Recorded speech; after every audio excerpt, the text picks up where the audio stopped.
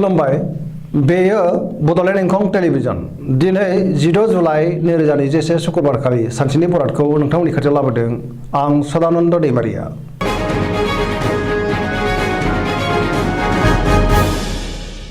सिगां फरायनो लादों मेष राशि गिबि हांखो अ ल दिनैनि साना जोबोर मोजां जायखि खामानि मावमानो दिनै मोजाङैनो जाफुंसारगोन आरो मावफुंनो हागोन। गोसोखौ दिनै जोबोर गोजोननाय मोनगोन। देहाया दिनै मोजाङै थागोन। बहानिफ्रायबा मोजां खौरां फैनो हागौ। रांखावरियाव दिनै जोबोर मोजां होनजायो। आरजिनाय धोनखौ दोनथुमनो हागोन। मोननो गोनां धोनखौ दिनै मोननो हागोन। गोबां धोन आरजिनो हागोन। बेफार फालांगियाव मोजां मुलाम्फा मोनगोन। न'खराव अनलायनाय फैगोन। बहाबा थांनांगौब्ला दिनै जोबोर मोजां आरो मोजाङैनो दावबायनो हागोन एबा हान्थिनाया जाफुंसारगोन। गुबुननि गोसोखौ दिनै गोरलैयैनो बोनो हागोन। समाजाव मान मोनगोन। मावनो लानाय खामानिखौ थि समावनो आरो गोरलैयैनो मावफुंनो हागोन। सिगांनि बबेबा आद्रा खामानिखौ मोजाङैनो मावफुंनो हागोन। जायखि खामानियाव आखाइ होआ मानो मोजाङैनो जाफुंसारगोन। लाइमोनफोरा दिनै जोबोर मोजां खौरां मोनगोन। गावबा गावनि गोसोनि साननायखौ फोरमायलायनोबो हागोन। फरायसाफोरा फरायनायाव मोजां फिथाइ मोनगोन आरो फरायनो गोसो दुंखांगोन।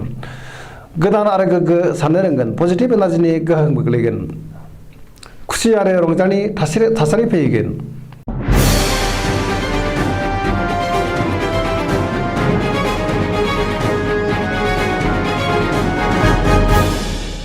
वृष राशि गिबि हांखो इ उ ब दिनैनि साना मोजां आरो गाज्रिनि गेजेरजों बाबेनलांगोन। गोबां मोजां खाबुआ आखाइनिफ्राय खारनलांगोन।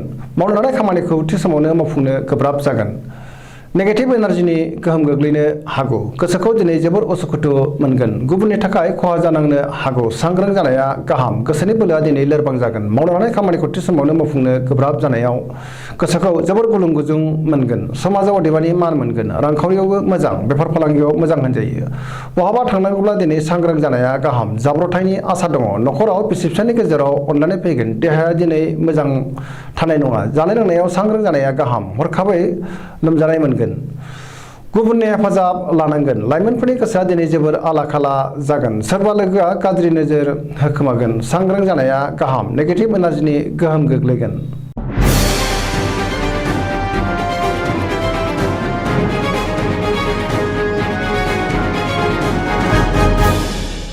मिथुन राशि गिबि हांखो ख स दिनैनि साना जोबोर मोजां। गोसोखौ जोबोर गोजोननाय मोनगोन। देहाया दिनै मोजाङै थागोन। अब्लाबो नाथाय जानाय लोंनायाव सांग्रां जानाया गाहाम। बहानिफ्रायबा मोजां खौरां मोनगोन। रांखावरियाव जोबोर मोजां होनजायो। मोननो गोनांखौ दिनै मोननो हागोन। आरजिनाय धोनखौ दोनथुमनो हागोन। गोबां धोन आरजिनो हागोन। आयआ बांगोन।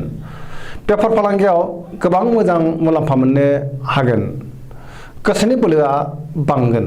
गोसोनि साननायफोरा जाफुंगोन। गावनि गोसोनि साननायखौ गुबुननो फोरमायनोबो हागोन। पजिटिभ एनार्जिनि गोहोम गोग्लैगोन।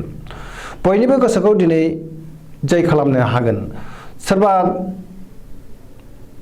गोजाम लोगोखौ बहाबा लोगो मोननानै दिनै गोसोखौ बांसिन गोजोननाय मोनगोन। न'खराव अनलायनाय फैगोन। समाजाव दिनै गोबां मान मोनगोन। गोसोनि साननायखौ गुबुननो फोरमायनो हागोन। गोसोनि बोलोआ बांगोन।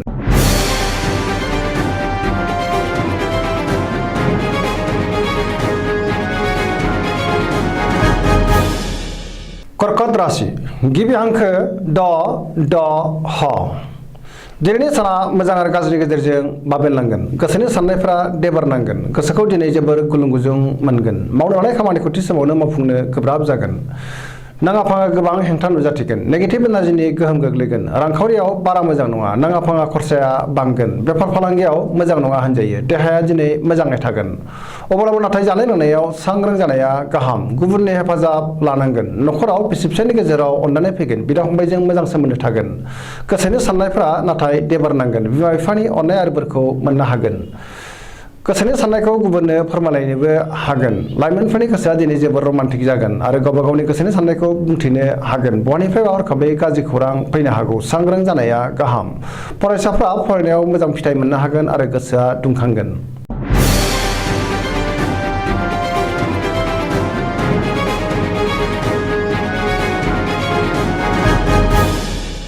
सिंह राशि गिबि हांखो म ट दिनैनि साना मोजां आरो गाज्रिनि गेजेरजों बाबेनलांगोन गोसोनि बोलोआ लोरबां जागोन गोसोआव बेले बेजे साननाय फैगोन लोगोफोरनि अनसायनाय मोननाय नङा मावनो लानाय खामानिखौ थि समावनो मावफुंनो हागोन रांखावरियाव मोजां बेफार फालांगियाव जोबोर मोजां मुलाम्फा मोनगोन गोबां धोन आरजिनो हागोन मोननो गोनांखौ दिनै मोननो हागोन सोरबा लोगोनि हेफाजाब मोनगोन न'खराव अनलायनाय फैगोन गोसोआ दिनै नाथाय जोबोर उसुखुथु आरो उसाव बादाव जागोन लाइमोनफोरनि गोसोआ दिनै जोबोर आला खालाबो जागोन अदेबानि सोरनिफ्रायबा मोजां खौरां मोनगोन फरायसाफ्रा फरायनायाव गोसो दुंखांगोन आरो मोजां फिथाइ मोनगोन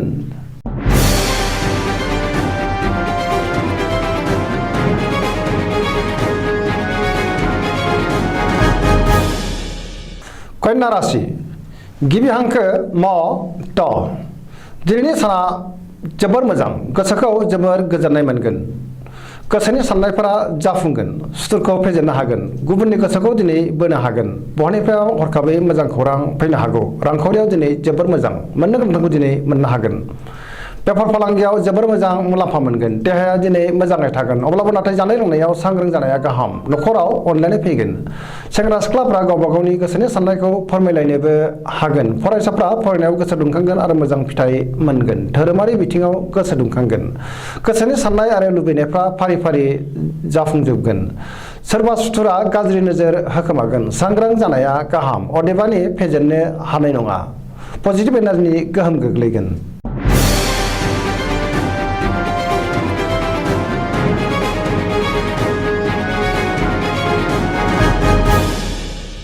तुला राशि गिबि हांखो र ट दिनैनि साना जोबोर मोजां गोसोखौ जोबोर गोजोननाय मोनगोन गोसोआ दिनै जोबोर रमान्टिक जागोन गोसोनि बोलोआ बांगोन गोबां धोन आरजिनो हागोन गोसोनि साननायफोरा जाफुंसारगोन मावनो लानाय खामानिखौ थि समावनो आरो गोरलैयैनो मावफुंनो हागोन सिगांनि आद्रा खामानिखौबो मावफुंनो हागोन देहाया दिनै मोजाङै थागोन रांखावरियाव जोबोर मोजां होनजायो मोननो गोनांखौ दिनै मोननो हागोन न'खराव बिसि फिसायनि गेजेराव अनलायनाय फैगोन समाजाव गोबां मान मोनगोन बेफार फालांगियाव मोजां मुलाम्फा मोननो हागोन सोरबा लोगोनि हेफाजाब मोनगोन समाजाव बयजोंबो अनसायजागोन आरो अनजागोन लाइमोनफोरा गावबा गावनि गोसोनि साननायखौ फोरमायलायनोबो हागोन फरायसाफ्रा फरायनायाव गोसो दुंखांगोन आरो मोजां फिथाइ मोनगोन सरासनस्रायै दिनै साना जोबोर मोजां आरो मोजाङैनो बारग'लांगोन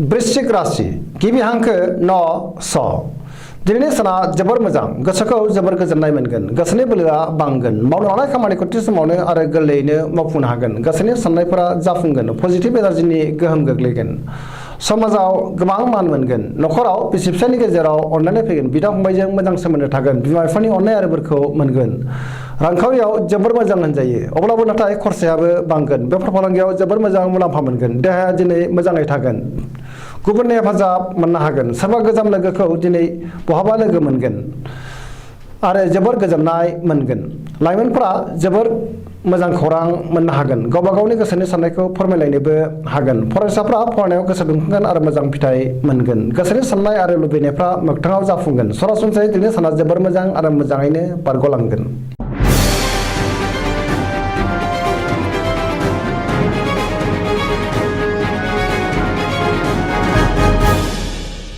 धनु राशि गिबि हांखो ढ फ भ दिनैनि साना जोबोर मोजां गोसोखौ जोबोर गोजोननाय मोनगोन गोसोनि साननायफोरा जाफुंगोन पजिटिभ एनार्जिनि गोहोम गोग्लैगोन गोसोनि बोलोआ बांगोन मावनो लानाय खामानिखौ थि समावनो आरो गोरलैयैनो मावफुंनो हागोन गोसोनि साननायखौ गुबुननो फोरमायनोबो हागोन रांखावरियाव जोबोर मोजां होनजायो आरजिनाय धोनखौ दोनथुमनो हागोन बेफार फालांगियाव जोबोर मोजां मुलाम्फा मोनगोन समाजाव मान मोनगोन देहाया दिनै मोजाङै थागोन अब्लाबो जानाय लोंनायाव सांग्रां जानाया गाहाम न'खराव बिसि फिसायनि गेजेराव अनलायनाय फैगोन बिदा फंबायजों मोजां सोमोन्दो थागोन बिमा बिफानि अननाय आरो बोरखौ मोनगोन धोरोमारि बिथिङाव गोसो दुंखांगोन लाइमोनफोरनि गोसोआ दिनै जोबोर रमान्टिक जागोन आरो गावबा गावनि गोसोनि साननायखौ फोरमायलायनोबो हागोन फरायसाफ्रा फरायनायाव गोसो दुंखांगोन आरो मोजां फिथाइ मोनगोन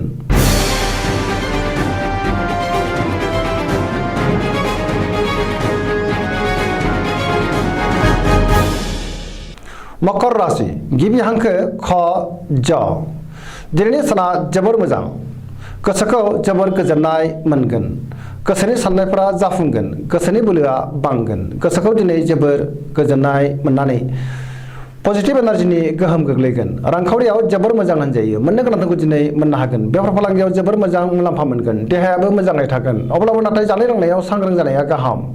न'खराव बिसि फिसायनि गेजेराव अननानै फैगोन, बिदा फंबायनि हेफाजाब मोनगोन, बिमा बिफानि अननाय आरो बोरखौ मोनगोन। लाइमोनफोरा मोजां खौरां मोनगोन, न'खराव खुसिनि दैमु बोहैगोन। फरायसाफोरा फरायनायाव गोसो दुंखांगोन आरो मोजां फिथाइ मोनगोन। धोरोमारि बिथिङाव गोसो दुंखांगोन, गोसोनि साननायफोरा फारि फारि जाफुंजोबगोन।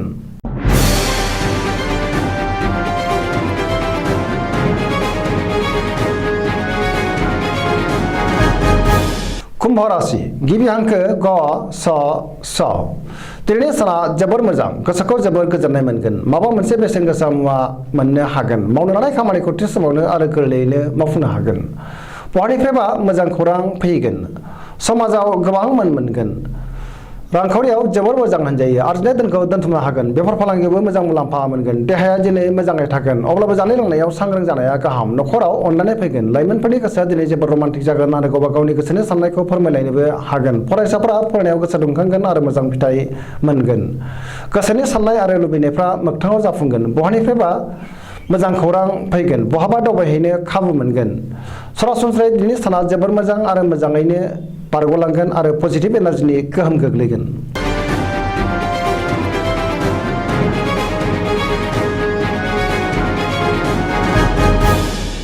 मीन राशि गिबि हांखो ड स। दिनैनि साना मोजां आरो गाज्रिनि गेजेरजों बाबेलांगोन। गोसोआव गोग्गो आरो गोथों साननाय फैगोन, गोसोनि बोलोआ बांगोन। देहाया दिनै मोजाङै थागोन, रांखावरियाव नाथाय बारा मोजां नङा। गोबां धोन खहा जानांनोबो हागौ, आरजिनाय धोनखौ दोनथुमनो हानाय नङा। बेफार फालांगियाव मोजां मुलाम्फा मोननो गोब्राब जागोन। न'खराव अदेबानि अनलायनाय फैगोन, गोसोआ लोरबां जागोन, गुबुनजों अनसायजागोन। गोसोआव गोबां बेले बेजे साननायबो फैगोन, अब्लाबो नाथाय पजिटिभ एनार्जिनि गोहोमा गोग्लैगोन। फरायसाफोरा फरायनायाव मोजां फिथाइ मोननो हागोन आरो फरायनो गोसो दुंखांगोन। गुबुननि अननाय आरो अनसायनायखौ मोननो हागोन, बिमा बिफानि बोर मोनगोन। दिनैनि राशि फरायथिनाया एसेनोसै। जोबनायाव बेखौनो खावलायो जाहाथे नोंथांमोना सानफ्रामबो जोंनि बे बड'लेण्ड इंखं टेलिभिजनखौ नायबाय थायो आरो साबस्क्राइब खालामो, लोगोसे लाइक खालामो आरो शेयार खालामो। एसेनोसै, गोजोन्थों।